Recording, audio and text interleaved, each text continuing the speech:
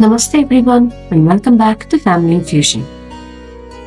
This week, we experienced one of the most beautiful and disciplined festivals from Bihar, Chhath Puja. We were truly blessed to join our friends and community in the celebrations.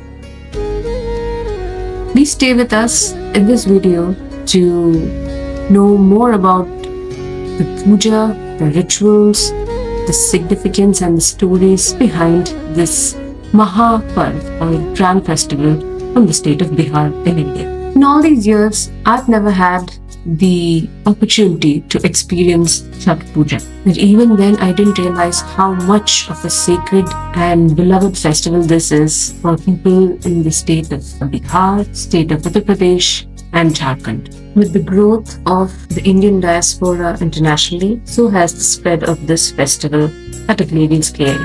I've seen videos this year of Chhath Puja being celebrated in, of course, the United States, England, Canada, and Australia, and even in the UAE. This festival and its importance has become so popular that even high-ranking officials in India, such as the president and other political leaders, observed it. Now let me talk about the 4 days of Chhath Puja. Day 1 is called Nahay Khay. Nahay meaning to bathe and Khay meaning to eat. So basically, anyone observing the festival would first bathe to purify themselves and then have something to eat. And the food is traditionally supposed to be very simple. It will be a meal of bottle gourd, chana dal, and rice. And these items are very necessary to be had. There'll be no flavoring of onions or garlic. So basically, it is sattvic food. The second day is called Kharna. Kharna means purification. So it marks the beginning of the main rituals, during which the vrati observes a whole day fast without water from sunrise to sunset. That evening, the fast is broken after prayers are offered. Consuming the Kharna Prasad is the final meal before the start of the intense 36-hour waterless fast that continues until the final morning of the 4th day. This is the prasad that is considered to be the most important of the festival. And what does it consist of? So different places in Bihar and Uttar Pradesh follow different formats. But what's followed at my husband's place is dosti, which is 2 rotis which are kind of stuck against each other. And that, along with kheer made of jaggery and rice, are the 2 most important items of the Kharna Prasad.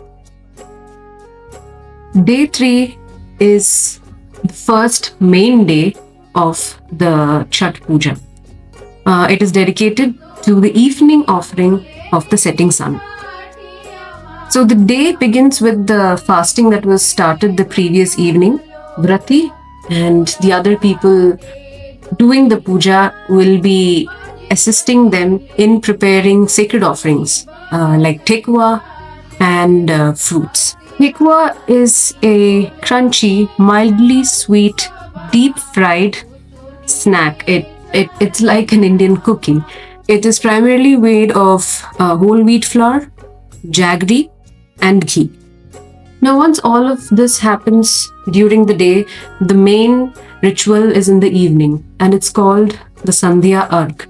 Traditionally, Chhath is observed and celebrated on the banks of rivers, which are called ghats in Indian. So what you see happening now here is Dwiz carrying the offering, our offering, towards the ghat. And a little more about the ghat shortly after.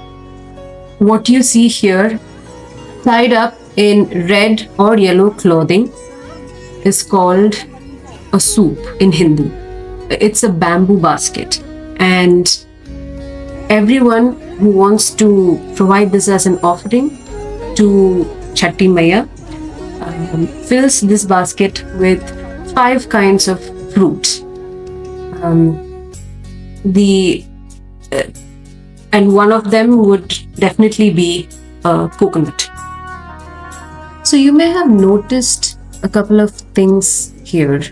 One is the significance of bright colors like red, yellow, orange in several aspects, be it clothing, the flowers, the cloths that are used to tie the bamboo baskets. These colors signify a lot of things: positivity, hope, the energy of the sun, faith, strength, passion, love, purity, and devotion. As sunset approaches, families gather on the banks of some water body like a river, a pond, a lake. But because we didn't have access to such water bodies, or this family preferred to do it at home, they had this container in which water was filled. Another thing you may have noticed is they all apply a long streak of sindoor from the nose up to the hair parting. What does it symbolize?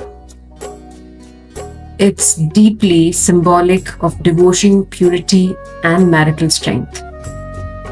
So the orange color is linked to the radiance of Surya Dev, who is the central deity of the festival along with Chhathi Maiya. What we see now here are visuals from the Sandhya Arghya. The Vrati holds the bamboo basket and takes 5 circles. This is how they stand in the water and offer arg. And one of the main parts of this ritual is pouring this milk and water at the corners of the bamboo baskets at the end of each circle. The Vrati will take 5 circles to complete one person's offering. And while offering arg, they pray to the sun god and Chhathi Maiya for the well-being and prosperity of their families as well as the families carrying out the offerings. This year it was special for us because we used 2 bamboo baskets for the first time, and that's another kind of offering, double soup or joda soup in Hindi. Once the Vrati completes the rituals for the evening on behalf of all the people who have their offerings, some more rituals are carried out, and followed by which another important tradition called Kosi Bharai happens.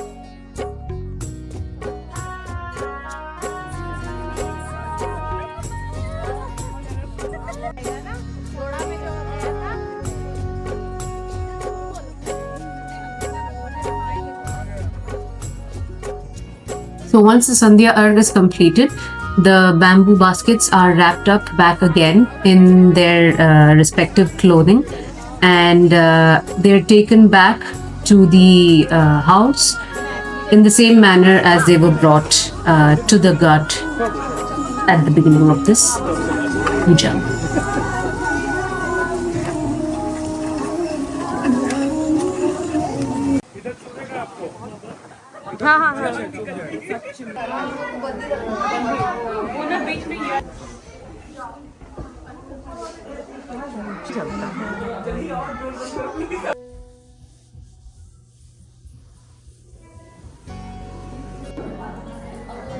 Now here, the preparation for Kosi Bharna is happening. So this ritual is one where a structure is set up with about 5 sugarcane sticks, and below that a clay pot, which is considered to be Kosi, is kept. On the pot, a diya or a lamp is kept and lit up. This ritual is performed after the Sandhya Arghya on the banks of rivers. Apart from the kosi, which is the pot, around 12 to 24, I'm not sure about the number, but around that many diyas are lit underneath the sugarcane sticks, and the fruits and the tikwa and all of that is kept as offering underneath that structure. As I mentioned, this ritual is performed after the Sandhya Arghya and is repeated the next morning before the Usha Arghya. During and after each of the rituals, like the pujas, the Sandhya Arghya, Kosi Bharai, Usha Arghya, one of the main things being done is singing Chhath songs. So this was a very pleasant thing to experience and hear. Everyone just gathered together and praying to Chhathi Maiya.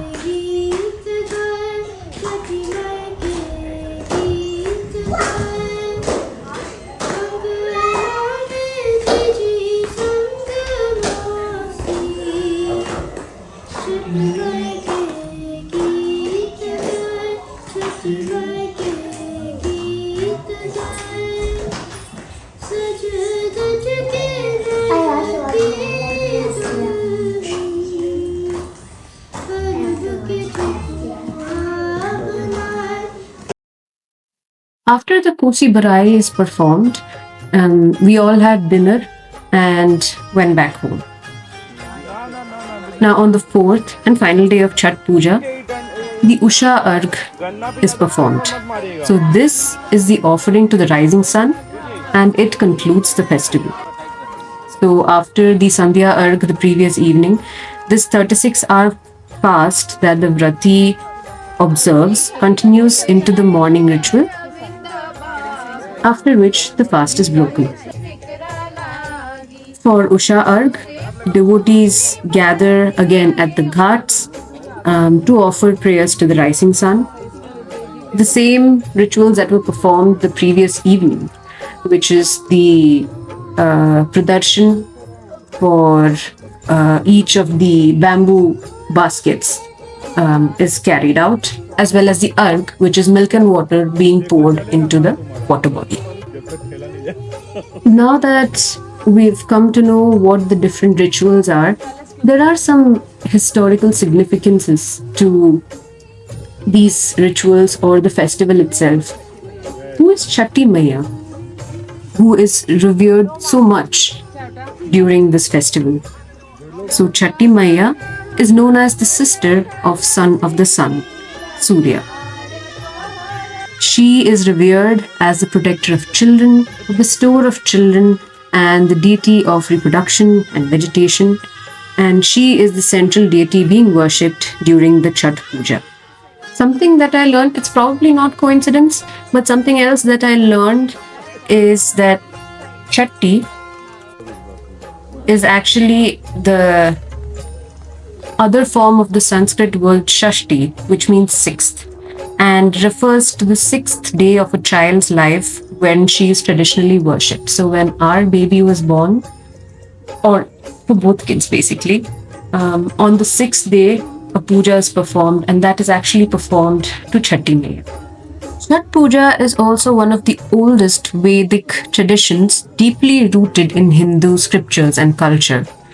In Mahabharata, the mention is about Kunti, mother of Kharna, who performed Surya Puja and received divine blessings from the sun god. This ritual of offering Arghya to Surya Dev is believed to have originated from her devotion. In the Ramayana, it is said that after returning from Lanka, Lord Ram and Sita Devi offered prayers and observed a fast to Surya Dev to express gratitude for their victory, which many believe to be the early form of Chhath Puja. So this was my first experience with this festival. So I didn't realize how much of an emotion it was for the people of the regions celebrating the festival. Every ritual was performed as properly as possible. The only part that had a workaround was using this water container to replicate a ghat. Every other ritual was performed with lots of devotion, with lots of dedication, and with lots of feeling of community. I had a wonderful time. It was truly unforgettable. One of the things that happened that I forgot to mention was that the ritual is supposed to happen towards the setting sun and the rising sun, but the weather was really bad these 2 days. It was raining, it was cloudy, it had become extremely cold and windy. But even through all of that difficulty, we all performed the puja and the rituals outside. And that is the other part of this, where you still bear through all the difficulties to pray to Chhathi Maiya and Surya Dev. It also goes without saying that we were extremely grateful to the hostess, as she was the one who carried out the fast on behalf of all of us. And though we didn't perform the puja ourselves, being a part of the celebration and seeing such deep faith felt wonderful. I hope you all enjoyed this video and was able to learn something new about another rich cultural slice of India. Please don't forget to like and share this video and subscribe to Family&Fusion if you haven't done so. And if you all are interested in watching the Hindi version of this video, the link is provided in the description. Please go ahead and take a look at that as well. From our family to yours, happy Chhath Puja. Well, I'll see you all in the next video. Bye-bye.